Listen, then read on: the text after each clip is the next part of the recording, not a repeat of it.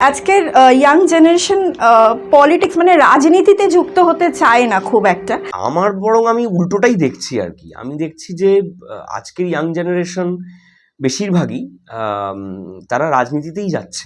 দুটো দিক আছে। আমি বলছি যে একটা দিক আছে, সেটা হচ্ছে যে আমাদের মানে এটা হয়তো অন্তত আমি যেহেতু যে সময়টা বড় হচ্ছে আমি এটা চোখের সামনে দেখতে পেয়েছি বা এখনো দেখতে পাচ্ছি, তাই এটা আমার একটা খুব স্ট্রং বিশ্বাস যে এটা আগে আমি বাবা মায়েদের মুখে শুনেছি বা আমার সিনিয়রদের মুখে শুনেছি। সেটা হচ্ছে যে চিরকালই এক ধরনের রাজনীতির একটা দিক আছে যেটা সবসময় পয়েন্ট আউট করে যে বেশি লেখাপড়া করে জীবনে কিছু হবে না, বেশি পড়াশুনো করে জীবনে কিছু হবে না। এই স্কুলিংটা আমি বলছি একটা সময়ের পর থেকে ভীষণ রকমভাবে আমাদের রাজ্যে এবং আমাদের দেশে প্রাধান্য পেতে শুরু করে, যে পড়াশুনোর আসলে জীবনে কোনো ভ্যালু নেই, জীবনে অন্যান্য সব কিছুর ভ্যালু আছে, পড়াশুনো বেশি করে কিছু হবে না। মানে সেটা আমি বলছি যে সেটা যদি খুব টেকনিক্যালি বলি তাহলে একটু গভীরে, আমি যেহেতু একাডেমিক্স থেকে মানে আমি পড়াশুনোর সাথেও যুক্ত, তাই আমি খুব কাছ থেকে দেখতে পাই। এক হচ্ছে পিএইচডি স্কোপ সারা দেশে কমে যাওয়া, স্কলারশিপ কমে যাওয়া। আমাদের কলকাতায় রিক্রুটমেন্ট নেই প্রফেসরদের প্রায় 8-10 বছর হতে চললো, এবং সিনিয়র প্রফেসররা এই যে রিটায়ার করে যাচ্ছে, এরপর আগামী 2-3 বছরে এমন অবস্থা হবে প্রাইভেট ইউনিভার্সিটিগুলোতে, বা আমি বলছি আমি যাদবপুর থেকে পড়েছি, আমি আমার ডিপার্টমেন্টের কথা বলতে পারি, প্রফেসরহীন হতে চলেছে।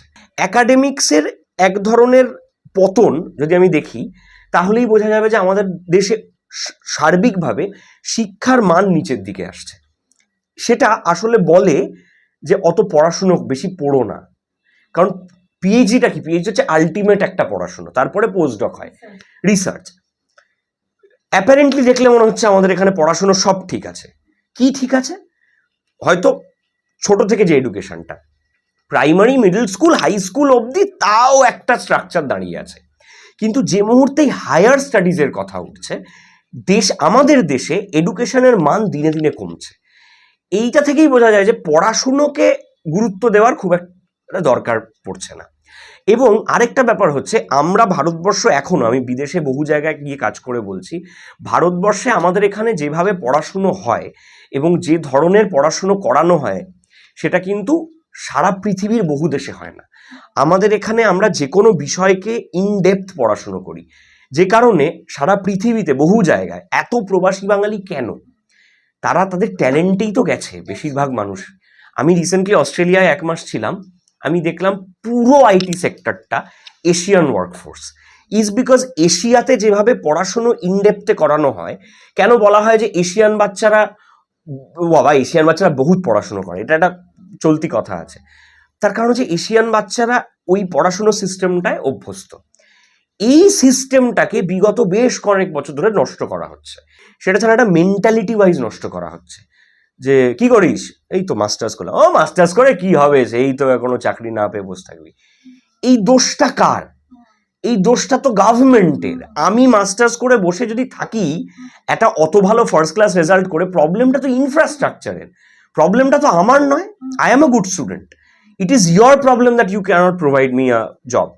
এবার এই প্রশ্নগুলো আমরা কেউ, মানে ন্যাচারালি আমাদের রাজ্যে এখন প্রশ্ন করা ইজ ইকুয়াল টু জিরো হয়ে গেছে, প্রশ্ন করেও কোনো লাভ নেই। এখন আমাদের এখানে চাকরি নেই, হবেও না কোনোদিন, এটা বোঝা গেছে।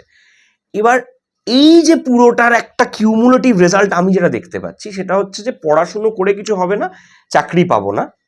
এইটা থেকে একটা সেগমেন্ট বেরিয়েছে যারা বুঝেছে যে রাজনীতি করলেই টাকা আছে। এবং এটা আমি অনেস্টলি বলছি, আমি আমার বয়সী যাদেরকে রাজনীতি করতে দেখেছি, 30-35 লাখ টাকা ক্যাশ দিয়ে তারা নাকতলা, সাদার্ন অ্যাভিনিউর মতো এলাকায় ফ্ল্যাট কিনতে পারে।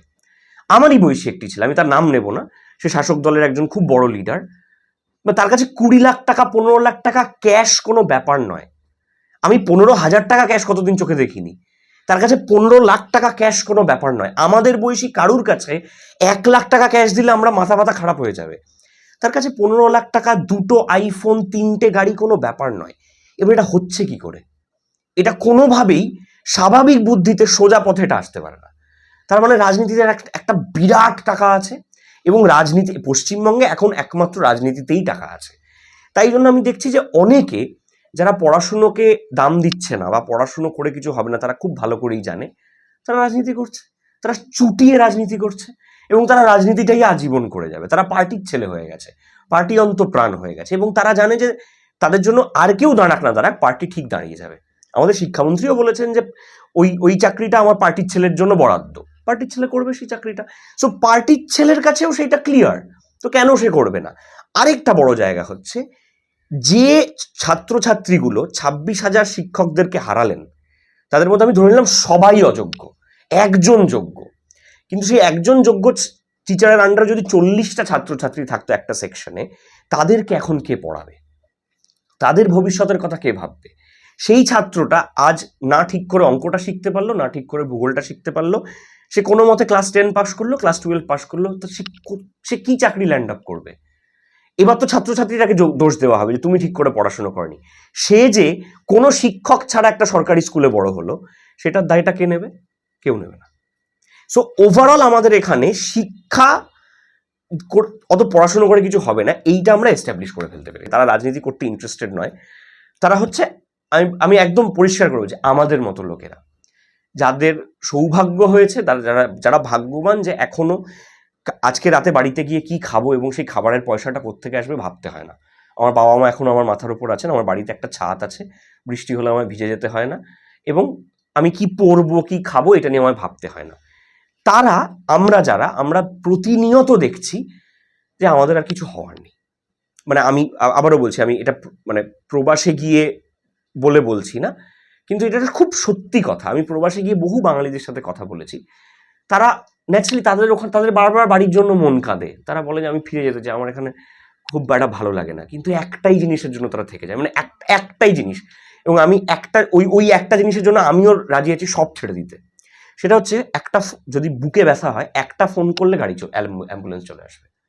আমার যদি এখানে বুকে ব্যথা হয়, আমায় প্রথমে ভাবতে হবে আমি আদৌ হসপিটালে বেড পাবো? আমার কেউ চেনা আছে শাসক দলে যে আমার একটা বেড পাইয়ে দিতে পারে? আমাকে কেন এটা ভাবতে হবে?